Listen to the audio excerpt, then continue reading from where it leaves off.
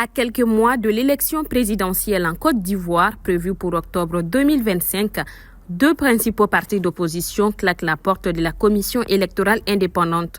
En désaccord avec cette institution électorale, le Parti des peuples africains de la Côte d'Ivoire, PPACI, de Laurent Gbagbo, et le Parti démocratique de Côte d'Ivoire, PDCI, de Tidjane Thiam, ont annoncé leur retrait de la CEI ce vendredi 11 avril. Ils reprochent à la Commission électorale un manque de transparence.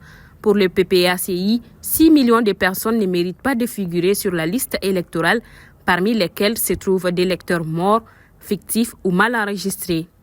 Dans son communiqué, Laurent Gbagbo juge que la CEI s'est selon lui discréditée et disqualifiée.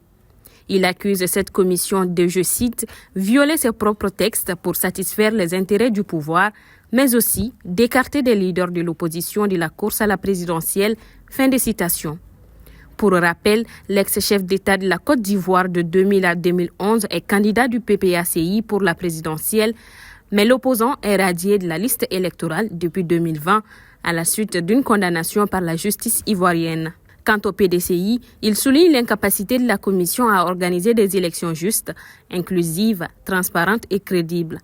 Le PDCI RDA, prenant l'opinion nationale et internationale à témoin, ne saurait tolérer les nombreuses insuffisances de la CEI et son incapacité avérée à organiser des élections justes, inclusives, transparentes et crédibles.